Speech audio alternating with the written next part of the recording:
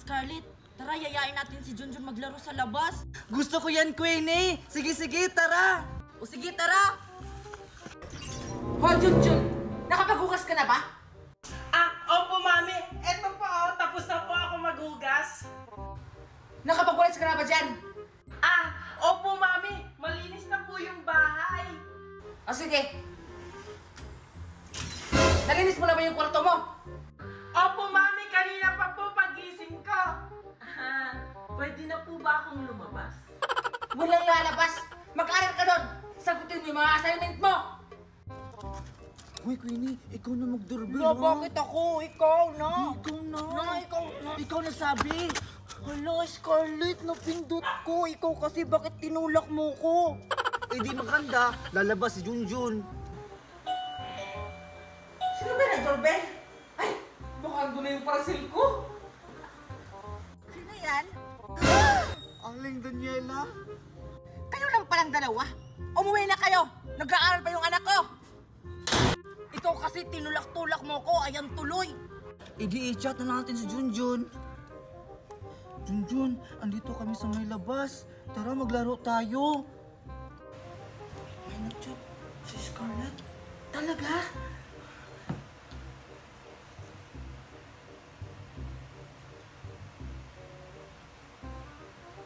Oh, na Queenie, nag-reply na si Junjun. Tatakas daw siya sa mama niya. Itatakas niyo pala si Junjun ah. Akala niyo makakapaglaro kayo. Isusumbong ko kayo kay Aling Daniela. Sige. Alis na ako.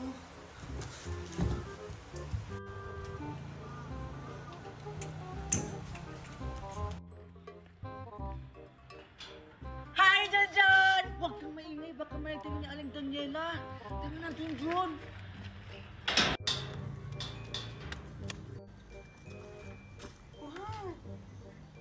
Aling Daniela! Aling Daniela! Aling Daniela! Ano naman ba yung Mimay? Wala pa akong pera. Sabihin mo sa mami mo. Hindi naman po ako maniningil. Eh kasi po yung anak niyo, nakita ko, tumatakas kasama si Queenie tsaka si Scarlett. Ano? Munda talaga kayong mga bata sa akin. Umayos ka! Queenie, Scarlett, anong lalaruin natin? Alam ko na, Junjun, Queenie. Maglaro na lang tayo ng tagu-taguan. Oo nga. Total, sanay naman ako magtago ng feelings. Ayan ka na naman, Queenie. Ang hilig mo talagang humugot. Magsimula na nga tayo. Oo nga. Oo nga, magsimula na tayo. Total, sa simula lang naman masaya. Sige. Magsimula na tayo. Magsimula na kayong tumakbo! Mami! Naku, sa Aling Daniela pala yung taya. Takbo, pwede! Munda ka talagang bata ka! Ikaw, sabi mo mag-aral ka! Hindi ko sinabi maglaro ka!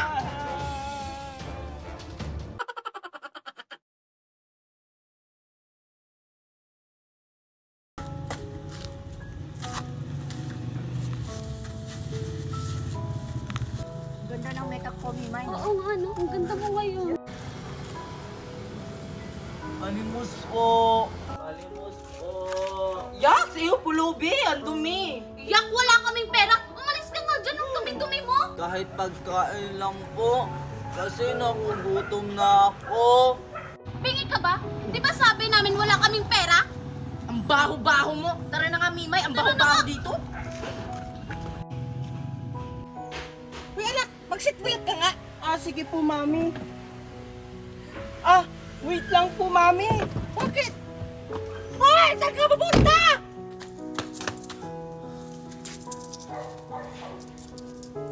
Bata, eto. May barya ako dito. Salamat bata. Ang bait mo. May pambili na ako ng pagkain. Eto po, Bumili ka kagad ng pagkain, para hindi ka magutom. Wala kasi akong dalang pagkain, kaya pera na lang yung binili ko sa'yo. Sige, alis na ako. Bye-bye! Thank you.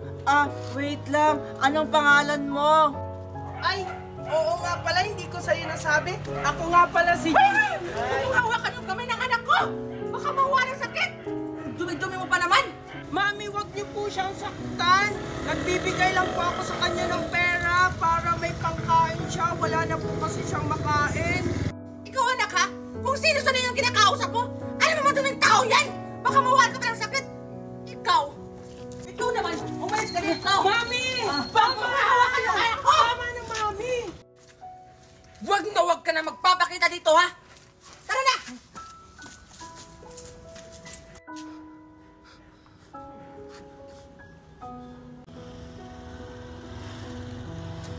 Tagal naman lumabas ni Junjun.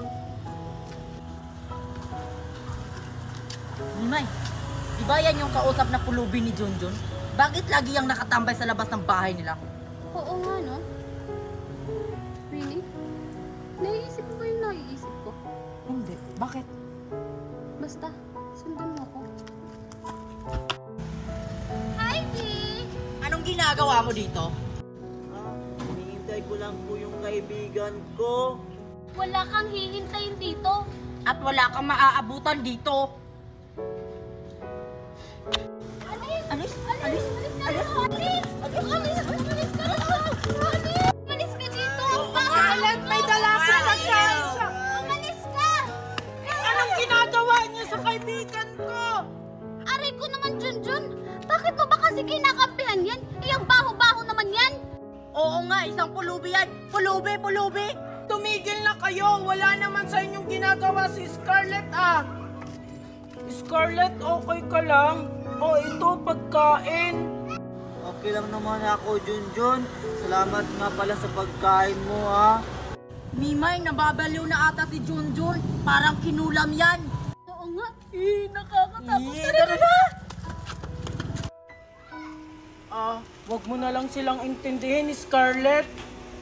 Junjun! Asan ka na naman? Scarlett, tinatawag na ako ni Mami. Basta mag-iingat ka dyan lagi, ha. Bye-bye. Kung bata ka, huwag ka makikipag-usap sa hindi mo kilala. Lalo na doon sa pulubi. Huwag ka magkasakit ka. Pero Mami, tumutulong lang naman po ako dun sa pulubi kasi nakakaawa po. Wala po kasi siyang pagkain. Kahit na! Andiyan na ata yung order ko. Kunin mo, Junjun. Bilis. Sige po, Mami.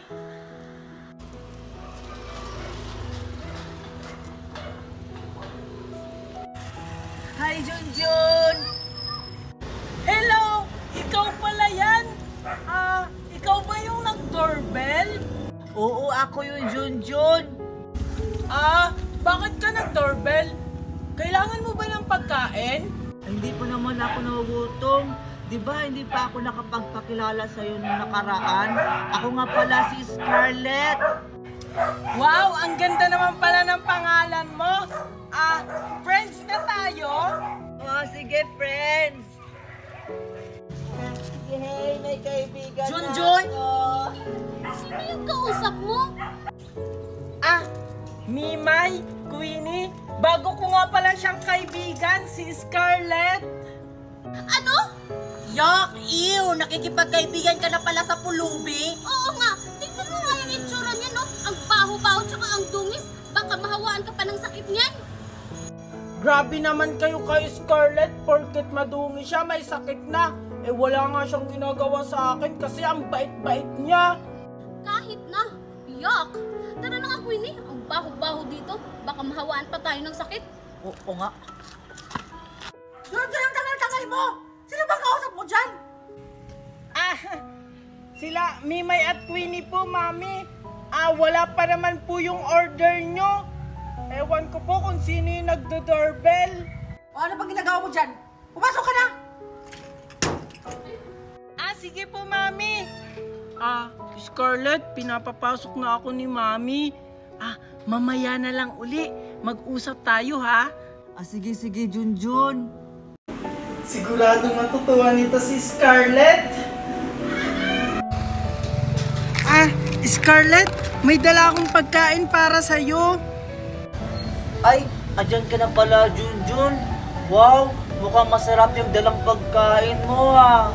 Oo, masarap talaga to kasi ako yung gumawa nito. At alam mo ba, para sa'yo to, para makatikim ka ng mango graham. Wow! First time ko makakatikim ng mango graham, Junjun. Salamat! Oh, ito! Wow, ang sarap! Kaso, Oh, bakit ka nalulungkot? kasi wala akong kasama sa pagkain nito. Huwag ka na malungkot, Scarlett. Gusto mo samahan kita? Ah, baka makita tayo ng mama mo, Junjun. Tsaka, tingnan mo oh, madungis ako.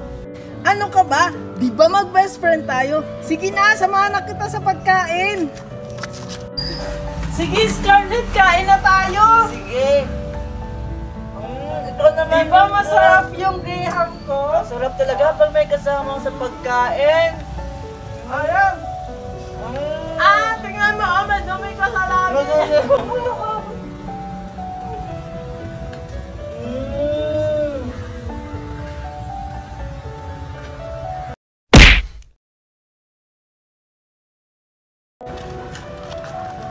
Junjun? Yak!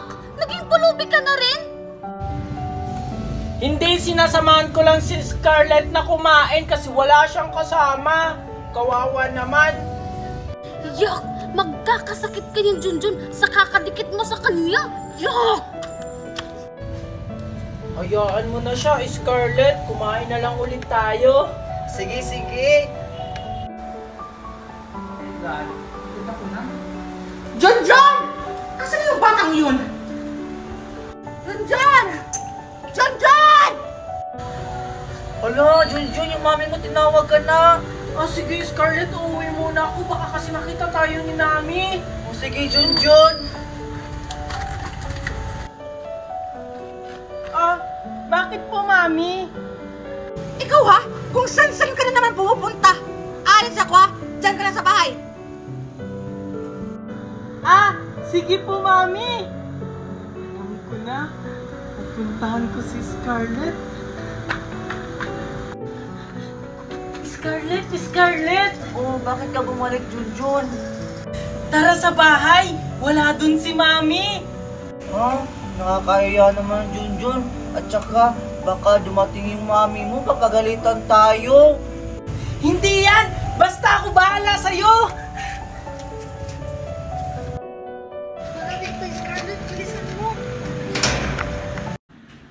Scarlett, ito yung bahay namin.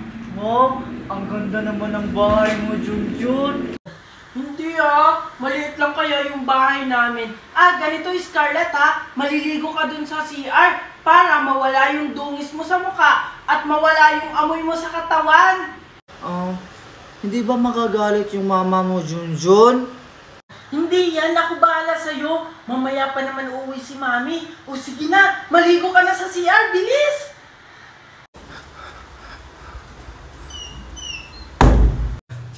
Hala, paano kaya itong gagamitin?